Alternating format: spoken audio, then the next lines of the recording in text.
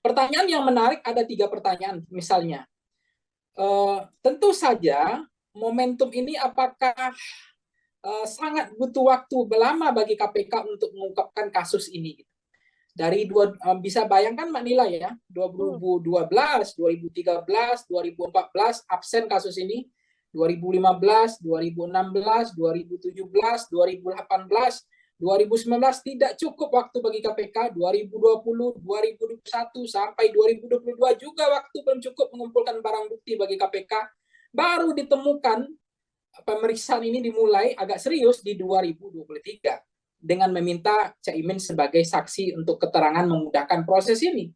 Hmm. Jadi bisa bayangkan dari musim rambutan sampai musim uh, manggis ya. Uh, Baru kemudian KPK melihat ada zoom out ya celah-celah gitu. Jadi bagaimana mungkin kita nggak fair gitu menyatakan masyarakat memahami bahwa 53% tadi bahwa ada politisasi hukum gitu. Nah, ini kalau yang pertama. Yang kedua, agenda pemberantasan korupsi kita cenderung di era Presiden Jokowi itu sudah mengalami problem yang agak serius. Gitu. Karena adanya politisasi hukum ini yang kemudian merusak citra terhadap penegakan hukum di Indonesia. Misalnya data kita misalnya menunjukkan pemberantasan korupsi ya.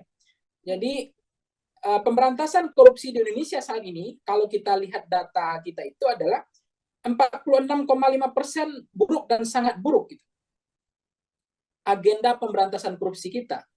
Apakah ini ada kaitan korelasinya terhadap bahwa hukum kita itu ditaklukkan oleh kehendak kekuasaan? Dan kita tidak bisa pungkiri bahwa ada Polri, ada kejaksaan, tapi itu kan levelnya di atas presiden semua. Garisnya mungkin garis komando ya, bukan lagi garis putus-putus. Kalau di negara-negara lain, kemarin saya diskusi dengan pakar hukum tata negara, Polri dan Kejaksaan ataupun KPK atau lembaga-lembaga lain itu setara dengan presiden.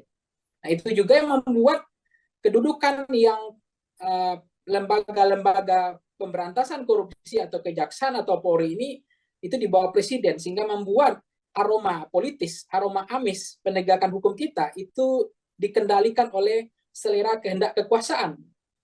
Nah, itu juga yang harus dicari solusinya ke depan, bagaimana Polri dan Kejaksaan itu setara dengan presiden, bukan di bawah presiden.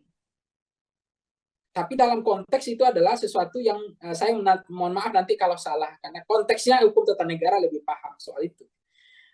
Jadi bau amis soal jegal menjegal, politisasi hukum itu tidak bisa disalahkan gitu, karena persepsi asumsi publik menilai seperti itu.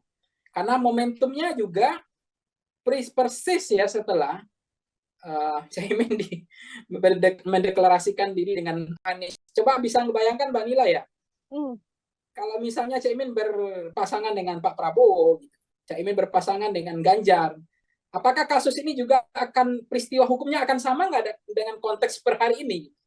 Nah, itu kan menarik juga. Apakah KPK akan equal? Apakah KPK akan setara? Karena prinsip jangan kamu benci terhadap sesuatu karena kebencianmu terhadap sesuatu membuat kamu tidak berlaku adil kan. Nah, artinya konteks equal, kesetaraan, prinsip penegakan hukum itu kita akui, kita setuju gitu, penegakan hukum harus murni agenda penegakan hukum dan seterusnya. Terima kasih sudah nonton. Jangan lupa like, subscribe, dan share ya.